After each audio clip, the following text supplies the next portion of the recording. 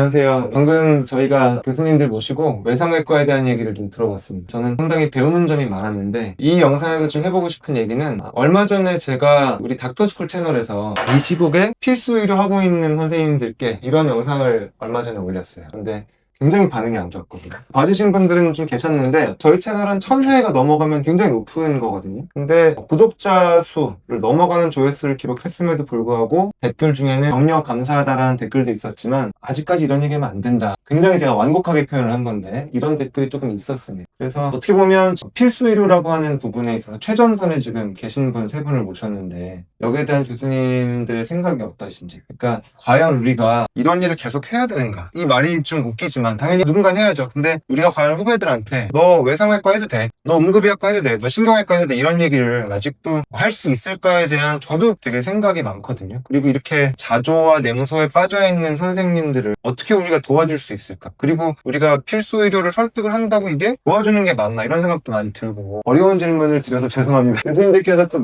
말씀해 주실 수 있는 부분이라 좀 의견을 주시면. 저는 외과를 하게 된 계기 말씀을 드리면은, 저는 수술을 하는 게 좋았던 사람이고 이제 룰아웃을 하면서 과를 선택을 했습니다. 이 과는 이것 때문에 하고 싶지 않아, 저 과는 이것 때문에 하고 싶지 않아, 웬만하면 바이탈을 하는 과를 보고 싶었다는 생각이 있었기 때문에 쳐내다 보니까 남는 게 이제 외과이기도 하고. 쳐내는 방법이 좀 잘못되셨던 것 같아요. 아니, 어떻게 쳐내면 남는 게 외과예요?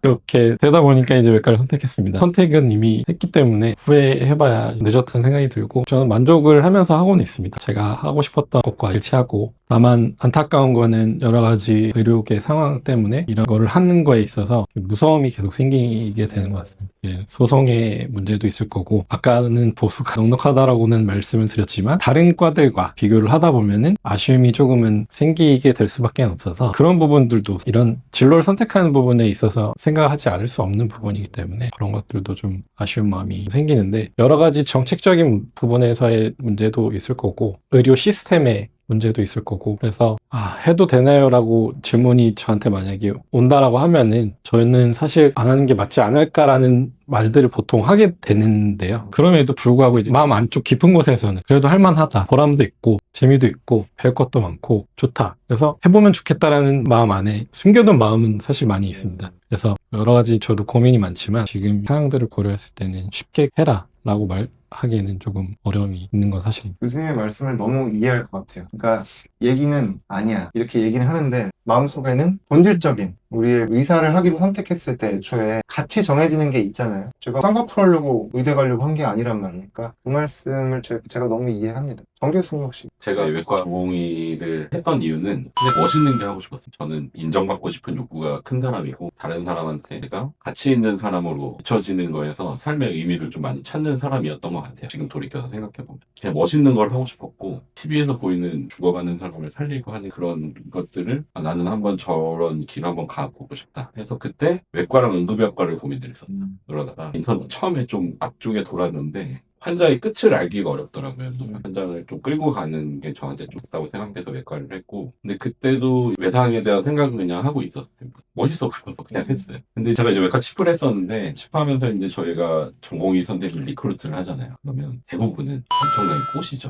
외과 월급도 다른 거보다 지원보다 월급도 많이 받고. 외상의 지원금이 있잖아요, 그죠? 그쵸, 저희도 좀 네. 그런 게 좀 있고요. 외과 지원금이 있지만 그게 플러스 되는. 저희는 아예 급여 체계가 다릅니다. 이제. 아, 그래요? 그러니까 인건비를 나라에서 저희한테 줍니다. 아, 그렇죠. 네, 네. 정책적으로 아예 정해져 있죠. 네네. 그 번역만 그런 건가요? 번역만. 번역만 그렇죠. 네. 아, 그러면 뭐 우리가 액수를 말할 수는 없지만 네. 우리 그레이드로 생각을 해보면 대학병원 스텝하고는 좀 다르지 않나요? 약간 더 위. 네, 그거보다 좀 미고요. 로컬보다는 좀 낫다. 그 중간이라고 생각하시면 사학연금 적용 받으시고. 그거는 이제 센터마다 좀 다르. 아, 그래요. 직급에 따라서 그러면 길병원은 어떻게 하세요? 임상부터는 사학연금 적용이 되나요? 원래는 안 되는데요. 네. 아마 올해부터 되는 것처럼 병원장님이 말씀하시는데 이 방송을 보고 왜냐면 제가 생각하기에는 너무 매력적인, 왜냐면 만약에 임상 교수가 사학연금 적용을 받는다면 아까 당직 개수도 말씀하셨지만 거기다가 정부 지원으로 급여체가 아예 다른 상황으로 로컬하고 대학병원 평균적인 스텝 사이에 연봉을 받는다면 굉장히 매력적인 생각이 드네요. 네. 그래서 아까 하셨던 말씀.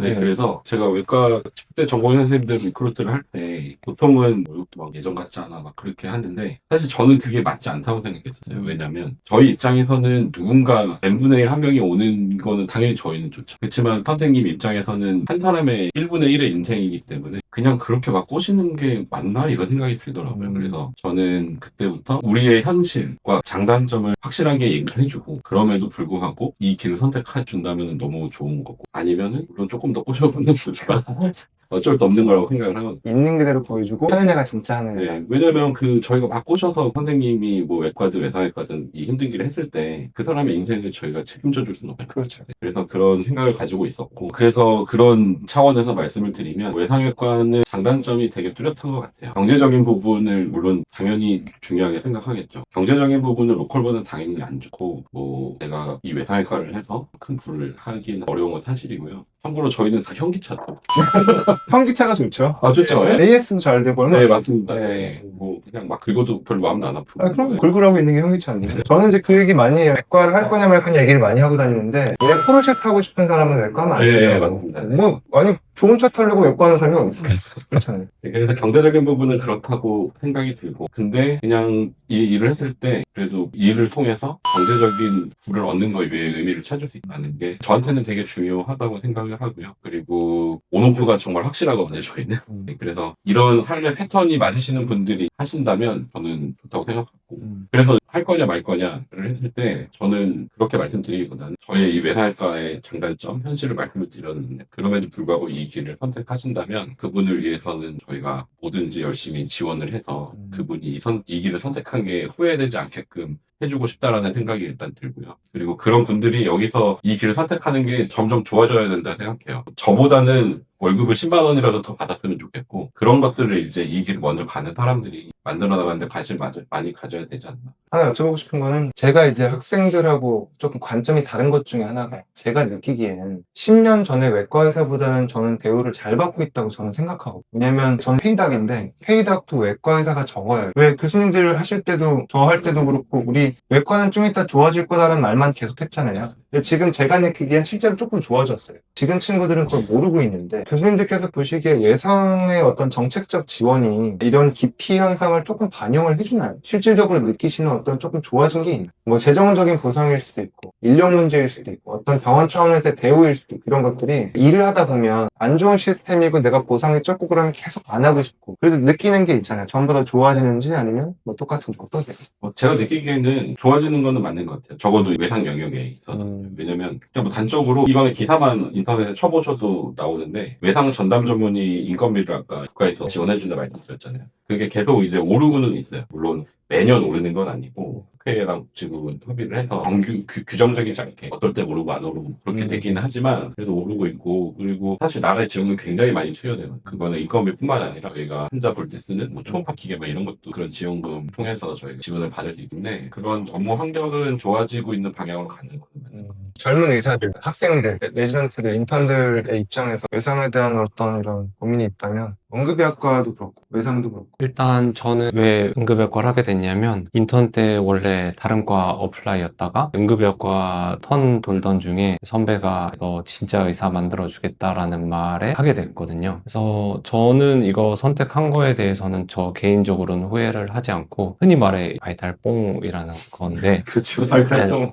그리고 저는 또 개인적으로 이렇게 리소스가 많은 환경에서 꺼즈도 좀 팍팍 쓰고 예를 들어 피도 충분히 대량 수혈하고 그것도 빠른 마취과에서 쓰는 기계를 가져다가 1분에 1000cc 뭐 이렇게 주고 이런 것들에 대해서 흥미를 느끼는 사람이라서 저는 개인적으로 선택을 했다만 그런데 관심이 너무 많은 분이라면 그러면은 하시면 되고 일반적으로는 그렇지 않은 경우가 대다수라는 거를 압니다. 근데 그런 경우에 저는 정부에서 시스템을 확실하게 더 만들어줘야 된다고 생각을 합니다. 특히나 뭐 정부나 언론에서 뺑뺑이라는 키워드 쓰면서 의사들이 잘못했다는 식으로 얘기를 하는데 어디를 입원을 시킬 때가 있어야지 환자를 받던지 한다고 생각을 하거든요. 무턱대고 자기가 모르는 영역에 대해서 법적인 리스크를 다 지고 하기도 쉽지는 않은 노릇이고요. 거기서 이걸 받았어야 된다, 사회가 안 돼서 다른 데로 가는 거를 권유했어야 된다, 그렇게 케이스 바이 케이스로 다 다르겠지만 정부에서 저희 병원 외상외과처럼 충분히 볼 수 있는 환경을 만들어 줘야 된다고 생각을 합니다. 만약에 그런 게 정부에서 리소스가 너무 많이 들어간다고 하면 그걸 못하겠다고 하면 그거를 의사 탓으로 돌리면 안 된다고 생각을 하고요. 그래서 만약에 그렇게 투자를 정부에서 해서 뺑뺑이가 없는 나라로 만들 거면 정부에서 그만큼 투자를 해서 의사들이 편하고 저처럼 자유롭게 환자나 뭐 사후 걱정 없이 사후적인 리스크 걱정 없이 받아서 진료할 수 있게 만들어주는 게 우선이라고 생각을 해야 되고, 미국 외상센터 같은 경우에는 어텐딩이라고 높은 교수들이 응급실에서 외상 환자 같은 경우는 특정한 경우에 ED 토라코토미라는 걸 합니다. 리서시테이티브 토라코토미라고도 부르는데, 응급실에서 어레스트가 나온 환자의 가슴을 거기서 스카펠 하나로 여는 이런 수술인데, 근데 레지던트가 합니다. 어텐딩은 뒤에서 말로 이렇게 교육을 하고요. 그런 교육적인 게 어텐딩 입장에서는 본인이 하는 게 빠르고 쉬울 수 있겠지만, 그런 교육적인 측면도 미국에서는 많이 세팅이 되어 있다고 합니다. 코스트 이펙티브 측면에서 우리나라가 그 미국을 따라갈 수는 없겠지만, 어쨌든 그런 교육적인 거, 그 다음에 정부에서 법적인 거, 이런 시스템적인 거를 먼저 만들어 놓고 전공의 선생님들이나 학생 선생님들한테 바이탈을 충분히 마련이 되면 저희가 해라 마라 할 것도 없이 할 것 같습니다. 그래서 본인이 현 상황을 여기저기 정보를 닥터스쿨이나 뭐 이런 데서 잘 얻어 보셔가지고 개인 선택에 따라서 취향에 따라서 하시면 될 거고, 일반적으로 저희 추천을 하기에는 그런 것들이 조금 더 지원이 돼야 마음 편하고 스트레스 없이 스트레스 덜하게 진료를 도울 수 있다고 생각을 합니다. 근데 중요한 말씀이에요. 시스템적인 문제가 많이 있어요. 아까 교수님 지적하셨다시피 사실 뺑뺑이에 대한 기사가 나고, 그다음에 제대로 치료가 안 돼가지고 환자가 이상해진 기사가 나고,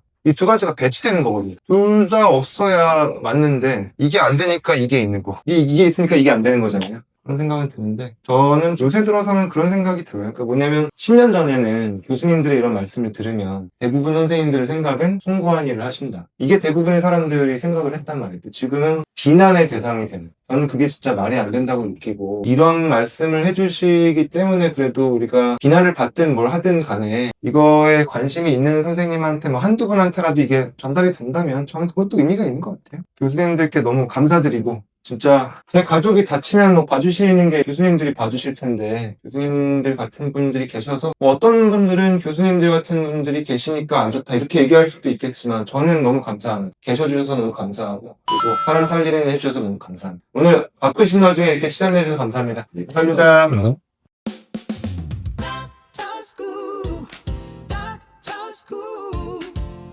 Doctor School, Doctor School, Doctor School.